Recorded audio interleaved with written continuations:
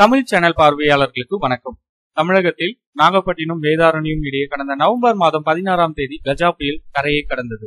இந்த புயலால் டெல்டா மாவட்டங்களான திருவாரூர், தஞ்சாவூர், புதுக்கோட்டை, நாகப்பட்டினம் மாவட்டங்கள் கடுமையாக பாதிக்கப்பட்டது. கஜா புயலின் தாக்குதலால் பல லட்சம் தென்னை மரங்கள், பலா மற்றும் பழமையான மரங்கள் வேரோடு சாய்ந்தது.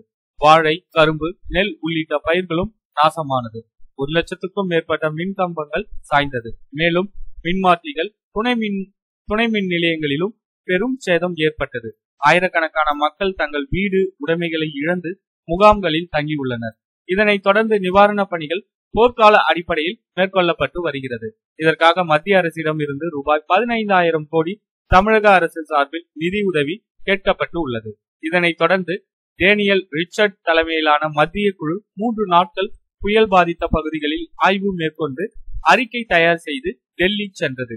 இந்த நிலையில் தமிழக அரசு நாகப்பட்டினம், திருவாரூர், தஞ்சாவூர், புதுக்கோட்டை ஆகிய மாவட்டங்கள் கஜா புயலால் பாதிக்கப்பட்ட மாவட்டங்களாக அறிவித்து அரசாணை வெளியிட்டுள்ளது. கொடைக்கானல் கோட்டமும் கஜா புயலால் பாதிக்கப்பட்ட பகுதியாக அறிவித்து அரசாணை வெளியிட்டுள்ளது குறிப்பிடத்தக்கது. இது குறித்து உங்களுடைய கருத்து என்ன? மறக்காம இந்த வீடியோ கமெண்ட் செக்ஷன்ல ஷேர் பண்ணுங்க. நம்ம தமிழ் சேனல் உங்களுக்கு பிடிச்சிருந்தா சப்ஸ்கிரைப் பண்ணிக்கோங்க. நன்றி, வணக்கம்.